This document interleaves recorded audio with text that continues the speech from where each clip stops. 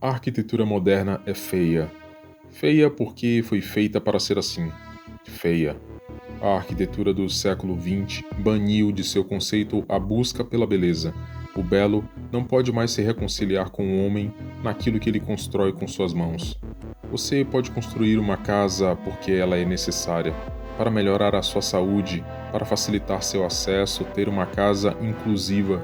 Você pode construir uma casa para ser segura, para reduzir seu estresse, ser funcional e até mesmo construí-la para estar na moda.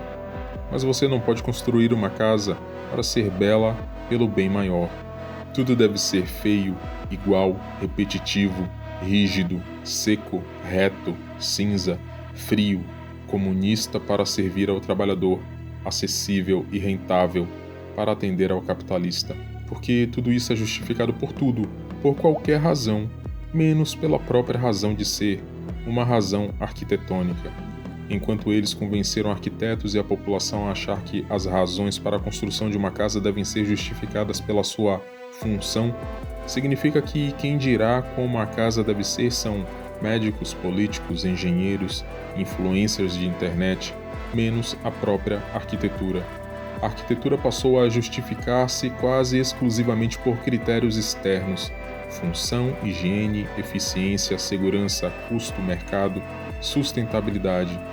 Veja, todos são importantes, mas miseravelmente insuficientes quando a forma precisa sempre responder a algo além de si mesma. A arquitetura perdeu sua autonomia. O arquiteto parou de perguntar o que torna um espaço belo, memorável e digno, e passou apenas a resolver problemas formulados e criados por engenheiros, médicos, burocratas e tendências de consumo.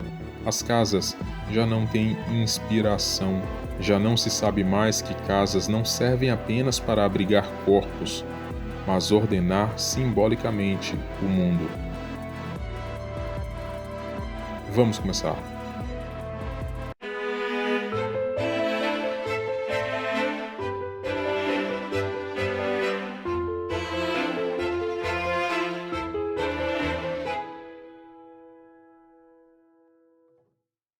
O filme The Brutalist, de 2024, narra a história de um arquiteto visionário que foge da Europa no pós-guerra em busca de um futuro melhor nos Estados Unidos e vê sua vida transformada para sempre por um cliente rico, mas incapaz de traduzir seu poder financeiro em beleza. O filme não propõe exatamente uma solução arquitetônica, no sentido de manifesto, mas usa a arquitetura como linguagem moral, histórica e política, tudo de uma forma brutal, como diz o nome. O brutalismo é um movimento arquitetônico que surgiu no final dos anos 40 e teve seu auge entre as décadas de 50 e 70. A origem do nome vem do francês béton brut, que significa concreto bruto. O brutalismo é caracterizado por seu concreto aparente, sem revestimento, expondo suas marcas, textura bruta e irregular. Ele se impõe através de formas maciças e monumentais. É quase impossível não notar o peso e volume de seus edifícios. O que você vê é o que é.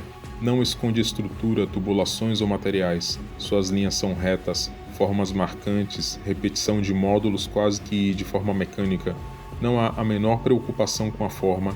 Quem dita a forma é a função. E, nesse sentido, o brutalismo é altamente utópico.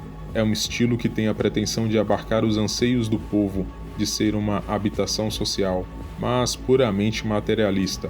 Não é à toa que tantas universidades, teatros e prédios públicos acolheram esse estilo como progressão natural ao modernismo. No final, o brutalismo aparece como algo ambíguo, ao mesmo tempo utopia, um desejo de ser solução, ao mesmo tempo o reflexo de uma geração traumatizada pelas guerras, tentando encontrar a solução na sua reconstrução. Na trama, o protagonista é Laszlo Toth, um arquiteto judeu-húngaro sobrevivente dos eventos pré-45. Os eventos ditam sua lógica visual e conceitual. Ele não busca conforto ou ornamentos conciliadores. Ele busca permanência, gravidade e memória, concreto bruto, massa, peso, monumentalidade. O filme quer que você acredite que depois da ruptura civilizacional do século XX, não há mais conciliação. Tudo deve ser um memorial eterno que guarda a lembrança repetitiva daquele ponto na história. como se tudo tivesse se transformado num imenso bunker. É curioso que o filme parece insistir a todo momento que a arquitetura depende de dinheiro, patronos e ideologia. O arquiteto sonha com totalidade estética, mas está preso ao desejo e controle de elites econômicas. Só que ao invés da busca pelo belo, na tensão entre artistas e mecenas do Renascimento, aqui a tensão é mediada pelo capital industrial americano e a busca é pela feiura. Isso dialoga com arquitetos reais como Louis Kahn e Marcel Breuer, figuras que provavelmente inspiraram o personagem principal do filme. Diferente de Laszlo, Kahn e Breuer saíram da Europa antes que os eventos pré-45 ocorressem, mas levaram consigo a mentalidade daquela geração, uma mentalidade que desprezava em muitas escalas o passado.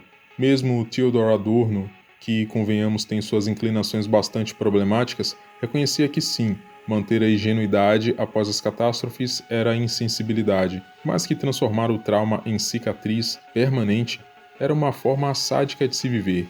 O que talvez tenha escapado a Adorno é o motivo pelo qual isso ocorreu. Eu pessoalmente acredito que a decadência da arte não tenha sido meramente uma perda do sentido da forma, mas sim o reflexo da falta de bússola moral. Historicamente, arquiteturas clássicas, românicas, góticas e até algumas modernas conseguiram unir gravidade e beleza. Pense em edifícios que são austeros, monumentais e ainda assim formalmente ricos. Pense na arquitetura sacra antiga. A tradição clássica sempre trabalhou com essa união. O belo não como decoração superficial, mas como manifestação de ordem, proporção e inteligibilidade. A beleza nesse sentido não é fuga do sofrimento, mas resposta civilizatória a ele. O remédio para a feiura não é mais feiura, é a beleza. Acontece que guerras sempre existiram, mas havia algo que os antigos tinham e que se perdeu no século XX, o senso de legado familiar.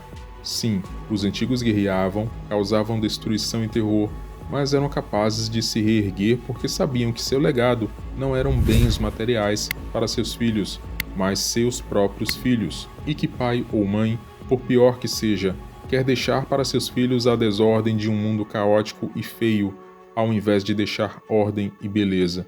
A cura não deveria parecer doente, deveria redimir as marcas do passado e superá-las. Hoje, arquitetos desenham caixas de vidro e concreto, mas sonham em morar em sobrados antigos ou apartamentos em edifícios históricos. Não que a arquitetura clássica seja totalmente superior, tudo tem seu contexto, mas é inegável que a resposta moderna aos anseios humanos é falha, pois abandonou a busca da forma por escravidão à função. E aqui temos um detalhe bastante curioso. Não são raras as vezes em que vemos Trump se empenhar em tornar a arquitetura federal clássica novamente. Em diversos pronunciamentos e entrevistas, Trump tem demonstrado sua intenção de remodelar prédios do governo no que ele chama de Era de Ouro. Sua luta contra a arquitetura moderna e contemporânea se reflete na busca constante de projetos fortemente inclinados aos estilos neoclássicos que, segundo ele, merecem respeito. No dia da posse, Trump declarou que a arquitetura federal deve respeitar o patrimônio arquitetônico regional, tradicional e clássico, amparado em estilos derivados da Grécia e Roma antigas.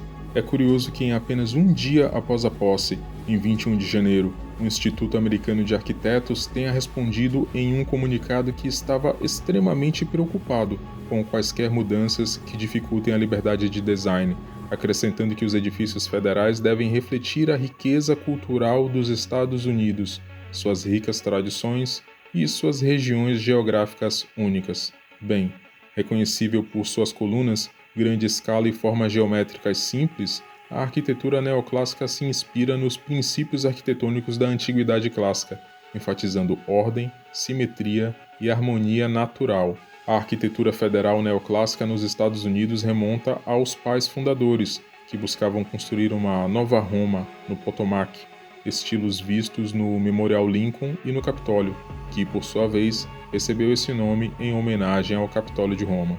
Mas é importante lembrar que há diferenças conceituais e estéticas entre o estilo clássico e o neoclássico, que seriam difíceis de explicar ou perceber sem o devido treinamento. Aliás, se você tem interesse em desenvolver sua percepção simbólica da realidade que nos cerca, considere ingressar em nosso canal de estudos clicando no link que está disponível na descrição desse vídeo. Lá tratamos de temáticas de uma forma única e expomos nuances que seriam densas demais para se abordar aqui. São mais que análises soltas, um verdadeiro compêndio gradual do tecido simbólico que é usado para manipular a realidade. A propósito, é entendendo sobre simbolismo, algo que tenho exposto para vocês, que percebemos a construção quase arquitetônica de padrões. You're really here because you contributed to this incredible building that people have wanted for so many years. And we show another building, it's an arc, it's the arc. So that circle, that's Arlington Memorial Bridge, as you know, it's sort of the most important one, a very important structure. And at the end of it, you have a circle that was built 150 years ago, nobody knows really when. And in fact, they put a couple of columns on each side. So you have two columns on one side, two columns on the other. But yet, in the middle, just a circle. And everyone that passes it said, something was supposed to be built there, that's true. But a thing called the Civil War interfered. And so we have versions of it, sizes of it, and it's going to be really beautiful. I think it's going to be fantastic. There's a rendering of what it will look like. You have three sides. That would be the largest one. This is just came out of what it would look like in either of the three, any of the three sizes, which is right here. I don't know if you can see it. So it's Lady Liberty. Lady, did you ever hear of Lady Liberty? Não é apenas nas falas de Trump que se observa essa busca por uma era de ouro com todos os objetos que a ela pertencem, mas também em outros grandes eventos de alcance internacional.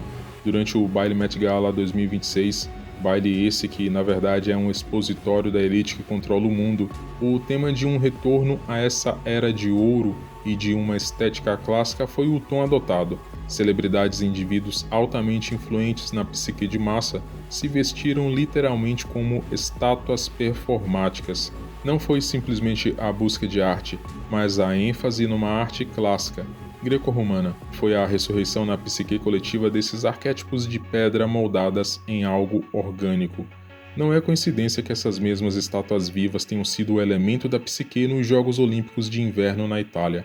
Na abertura foi a personagem de harmonia, estática, ordenada e imóvel, quem recebeu a força motriz de seu agente, o Cupido. Harmonia é filha de Ares, o deus da guerra, e Afrodite, a deusa da beleza e do amor erótico. Ela encarna a ordem que nasce da tensão, a conciliação dos opostos. Cupido é justamente a força que move, que mistura, que rompe a inércia. No período pré-romano, o Cupido não era só o amor romântico, mas o princípio cósmico de ligação. Era a ponte de ligação entre elementos que seriam estabilizados por harmonia. Mas há um detalhe interessante aqui. O instrumento usado por Cupido, como a maioria deve saber, é uma flecha. Daí, entendermos que todo o amor gerado por Cupido advém de um sofrimento inicial, de uma ferida, algo ao qual vocês devem estar muito atentos. A flecha ataca enquanto inicia um processo de mudança, que criará algo novo.